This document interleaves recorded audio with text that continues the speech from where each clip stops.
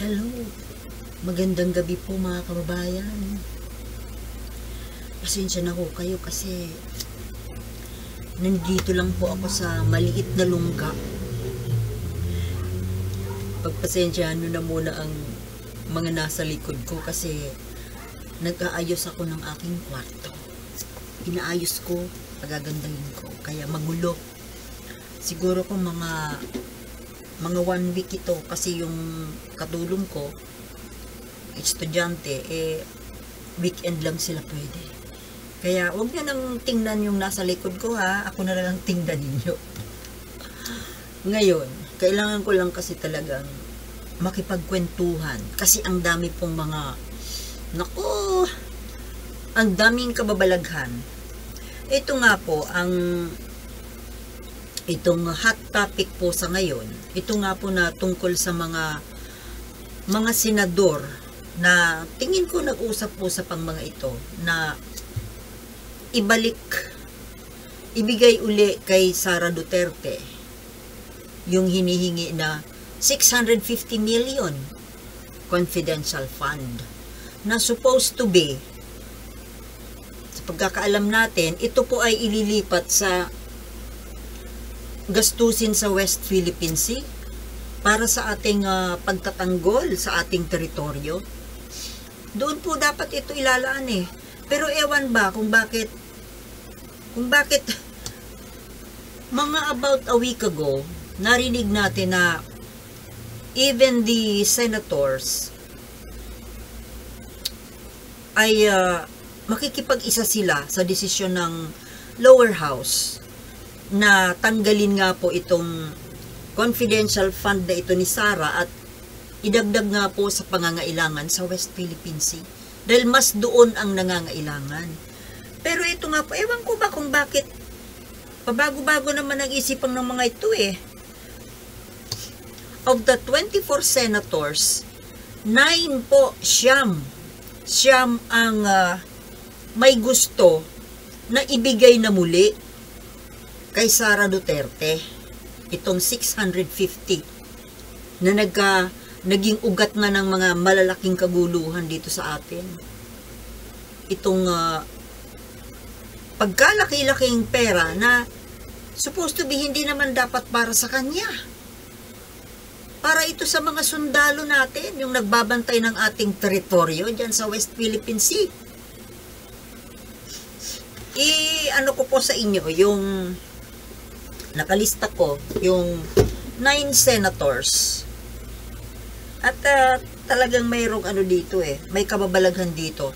Siyempre unang-una na dyan, ito pong 9 senators na ito yung mga bumoboto, pumapayag na ibigay na muli kay Sara Duterte yung 650 million confidential fund. Siyempre nangunguna dyan yung siga na sabi dito sa amin, baga mauragun, yung wala namang utak pero mayabang. Ito nga po, number 1 si Robin Padilla. Siyempre nag-iisang amo niya yung tatay nito ni Sara. So pangalawa, siyempre din Bato de la Rosa. Pangatlo, siyempre din, Bongo. At pang-apat, hindi ko makapaniwala na itong si Cynthia Villar ay papayag din. Pero siyempre, milyonarya kasi ito Wala naman itong alam sa kahirapan. 'Di ba? Ang galing po sa hirap ay yung si Manny Villar, pero itong si Cynthia Villar talagang silver spoon yan Ewan ko ba naman dito. O, isa pa itong si Pia Cayetano. I was thinking na matalino itong babaeng ito. Pero tingnan mo at bumoto din na ibigay pa rin kay Sara yung... At ito syempre, itong si Jinggoy, talagang okay ito. Okay ito na ibigay kay Sara yung hinihingi. Kasi nga crush niya si Sara. Marites, no? Oo, may crush yan kay Sara. Gandang-ganda yan lagi kay Sara eh. Kaya natural. Gusto-gusto yan kay Sara. O, isa pa to. Puro mga walang tuktok ito eh. Itong si Bong Revilla. Expected na rin natin yan. Mga walang mga walang matinong pag-iisip.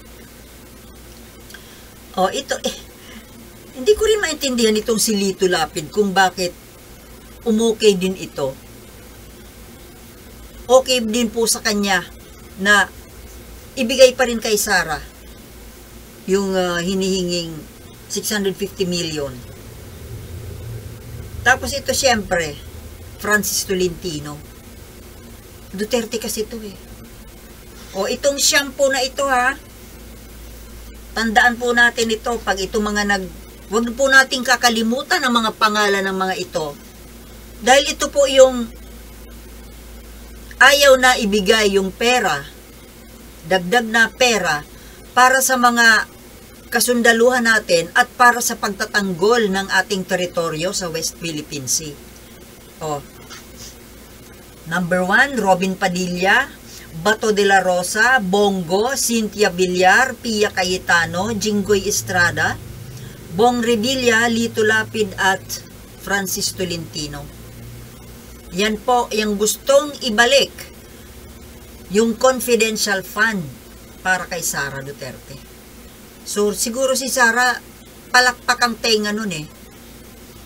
Ngayon, syempre, 24 senators, ito po yung mga hindi pumayag, hindi bumoto doon sa pagbabalik ng confidential fund kay Sara. Yung BFF ni Sara, si Amy Marcos, kibit-balikan. Francis Escudero, of course, kontra yan.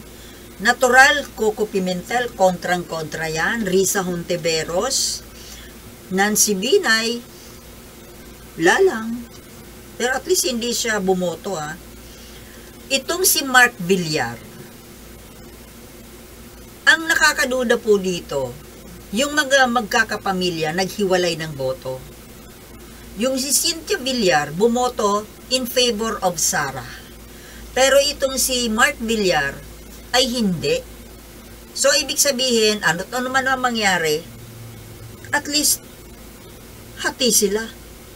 Yung kalahati nasa kabila, yung kalahati nasa kabila. Oh, same with Pia Cayetano and Alan Peter. Itong si Alan Peter, ito po ang in-expect ko na mag-a-agree ito sa confidential fund ni Sara dahil taong Duterte ito eh. Duterte minion ito, si Alan Peter, pero tingnan mo, naghiwalay sila. Ang wawais, no? Kasi nga naman, syempre, tapusin muna natin, ano? So, Joel Villanueva, Raffy Tulfo, natural, dahil kalaban niya si Sara, for 2028, kuno. And then, nagtataka ako si Sani Angara, pero hindi na yata ito kasi re-electionist, kaya wala siyang pakialam kung magkagulo man o hindi. Kasi si Sani Angara, siya yung nagsabi noon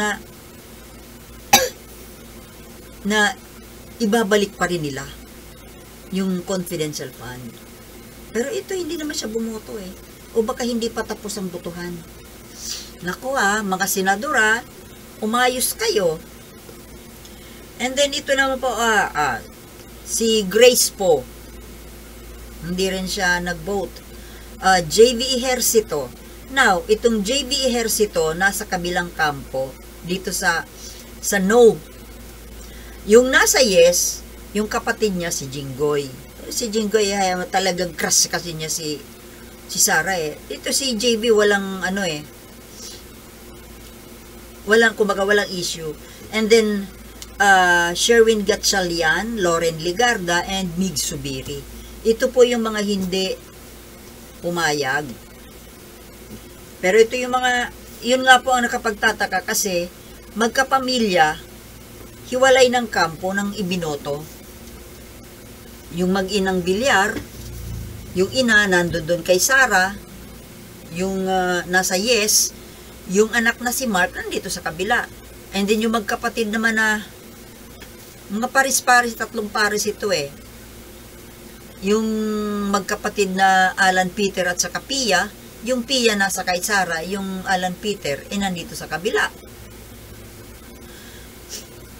And then yung magkapatid na Estrada, Ejercito, si Jingo ay nandun kay Sara, si JB nandito sa No.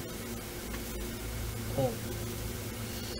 Ngayon, hindi ko talaga sila maintindihan kung ano ang mga politika talaga. Wala silang pakialam. Kumbaga, wala silang pakialam sa issue ng para sa bayan. Dahil nga, itong confidential fund na ito, pilit po tayong nag-iipon, nagre-raise ng pondo para dyan sa mangangailangan dyan sa West Philippine Sea, para sa pagpoprotekta ng ating teritoryo. Dagdag po ito. Ang laki ng kailangan po natin, nireregaluhan na nga lang tayo ng mga ibang bansa. Pero kailangan bubili din tayo ng ating mga kagamitan. At saka gagawa pa nga po ng outpost diyan sa Ayungin Shoal, kapalit nung BRP Sierra Madre. At kailangan nga mayroon talaga tayong outpost diyan, military base. Pero itong 9 na senador na ito, ayaw itong tumulong. Mga kababayan take note dito sa 9 senators na ito. Huwag po natin itong kakalimutan kapag ito ay magsipag-takbo ulit sa kung anumang posisyon. Naku, wag po ito nating iboboto. Mga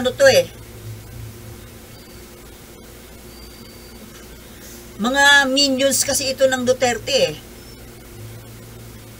Kumbaga, ang nakataya po kasi dito, yung kaligtasan ng bansa natin, kaligtasan ng teritoryo natin, ng bansa natin mismo. Pinoproteksyonan po natin ang ating kalupaan, ang ating buong teritoryo laban sa mananakop at gustong sumakop na China. Siyempre kailangan natin ng pondo. Pasalamat nga tayo na mayroong mga ibang bansa na tumutulong, na kino-question pa ngayon ng ibang mga kongresista, yung mga makabayan black dyan. Kukontrahin pa yung tulong na ibinibigay ng Amerika at ng Japan. Anong gusto ninyo? Gusto ninyo na gahasain na tayo ng China? Magpasalamat tayo may mga gustong tumulong. Pero kinukontra ninyo.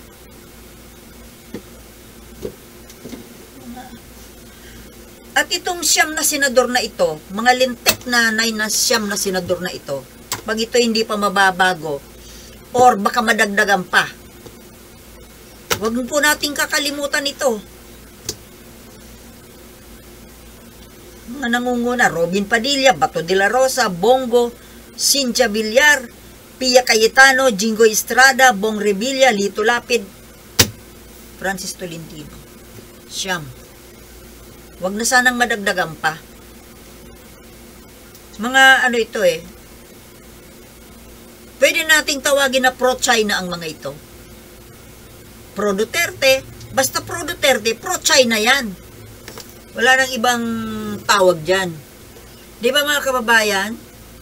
Dito na lang muna kasi nahihiya na ako ipakita itong background ko Ayan yung pagkatapos nito, gaganda yan. Pati lighting. Hindi nung light pangit. Pati lighting at saka sound, magiging maayos na yan. Okay? So maraming salamat po sa pagtitiis ng panonood at wag po nating kalimutan itong mga traidor na 9 na senador na ito. Okay? Thank you for watching and I'll see you in my next vlog. Peace.